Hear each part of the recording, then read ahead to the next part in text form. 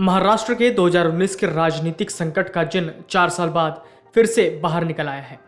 इस मसले को लेकर बीजेपी और एनसीपी की ओर से जोरदार बयानबाजी की जा रही है। महाराष्ट्र के उप मुख्यमंत्री देवेंद्र फडणवीस के हालिया बयान के बाद यह मामला फिर से सुर्खियों में आ गया, जिसके बाद महाराष्ट्र की सियासत तेज हो गई।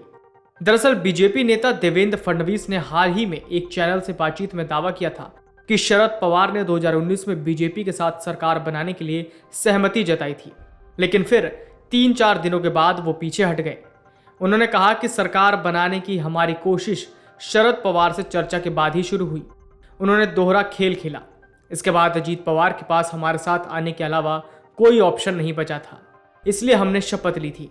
देवेंद्र फडणवीस के इस बयान पर शरद पवार ने भी पलटवार किया। एनसीपी चीफ ने गुरुवार को कहा कि मैंने गुगली फेंकते हुए बीजेपी के साथ 2019 में चर्चा की थी।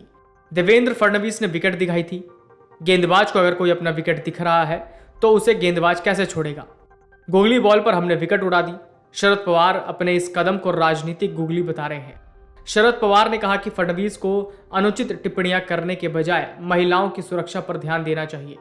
शरद पवार के इस बयान के बाद देवेंद्र फडणवीस ने फिर से बयान दिया।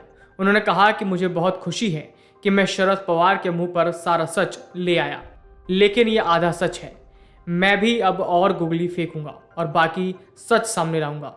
गौरतलब है कि महाराष्ट्र में 2019 में विधानसभा चुनाव के परिणाम के बाद उद्धव ठाकरे नेतृत्व शिवसेना ने बीजेपी के साथ संबंध तोड़ लिए थे।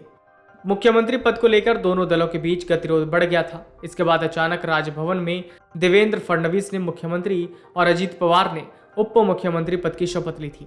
हालांकि यह सरकार केवल 80 घंटे ही चली थी। उद्धव ठाकरे ने बाद में एनसीपी और कांग्रेस के साथ मिलकर महाविकास अघाड़ी सरकार का गठन किया था।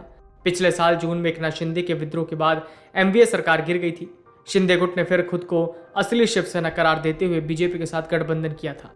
फिर 30 जून 2022 को एकनाथ शिंदे ने मुख्यमंत्री और देवेंद्र फडणवीस ने उप मुख्यमंत्री पद की शपथ ली। उन्होंने कहा कि यह उनके लिए आश्चर्यजनक था जब पिछले साल उनसे एकनाथ शिंदे के नेतृत्व वाली सरकार में डिप्टी सीएम के तौर पर शामिल होने के लिए कहा गया था। हालांकि फडणवीस ने कहा कि अब उन्हें यह फैसला बिल्कुल सही नजर आता है। बता दें कि पिछले साल शिवसेना को तोड़ने के बाद एकनाथ शिंदे ने बीजेपी के साथ मिलकर सरकार बनाई थी। तब फडणवीस को सीएम की जगह डिप्टी सीएम का पद दिया गया, जिसके लिए वो तैयार नहीं थे। आखिरकार अमित शाह के कहने पर उन्होंने ये पद स्वीकार कर लिया था। Video desk अमरउजाला.com। अमर उजाला अब आपके टीवी पर भी। अपने स्मार्ट टीवी पर YouTube पर सर्च करें अमर उजाला, चैनल सब्सक्राइब करें और देखें ताजा खबरें, वो भी HD क्वालिटी में। और हाँ, बेल आइकन दबाना ना भूलें ताकि हर खबर हो आपके घर। अमर उजाला, निष्पक्ष, निर्भीक, निरंतर।